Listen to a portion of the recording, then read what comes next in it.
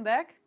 Today we're going to explore the tool Profiler to see how your test panel or individual measurements compare to a larger dataset.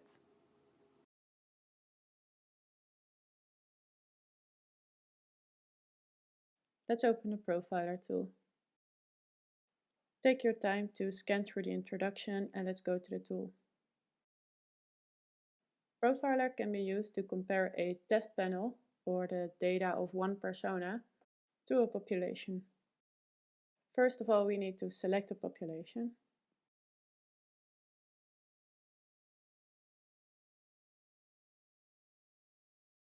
On this page, we can see the measures included in this database on the left. On the horizontal axis, you can see the percentiles. And on the right, you can find the input box for your persona measurements. Those we need to measure ourselves and fill in. By filling in these numbers, you can see that the program automatically puts a marker on the axis and connects them with a line. You can add another persona by clicking the plus sign.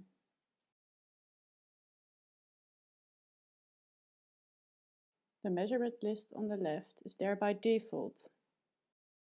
Clicking on the measure will allow you to change or delete it. Adding another measure can be done at the bottom.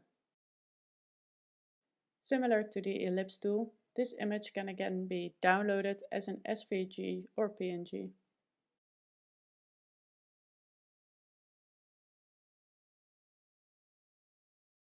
For the case study in Profiler, I'm going to use the test panel that I introduced in the previous module and compare it to a population.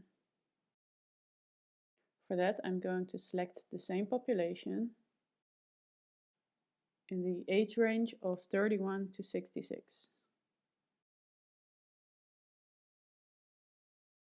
Now I'm only interested in head measures, so I'm going to delete all the measures that I don't need for this study.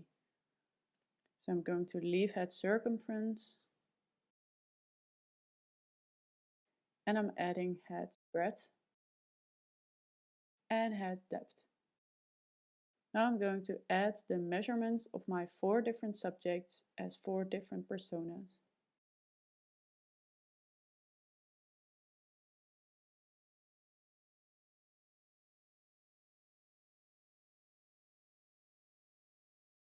Now the 4 subjects of my test panel are plotted on the percentile axis of the Caesar NL database. I already knew from the previous module that my second subject, and in this case persona B, is located on the largest side of the spectrum. But another interesting observation is the difference in ratio between head breadth and depth, in which persona A shows a larger deviation. As a reference, I'm quickly showing the helmet sizes that we used in the previous module, in which we only used head circumference. You can see that persona A would probably struggle to fit a size small considering its head depth. If you are using a test panel yourself, make sure that you cover a wide range of sizes to get an impression of the variations. If you were to use only yourself as a test panel in eco-design, it is important to note where on the population scale you are located, to see if your body is able to represent a user group. And again, this graphic I can download for further use. And that's it for the Profiler tool. Thanks for watching again, and I will see you in the next module.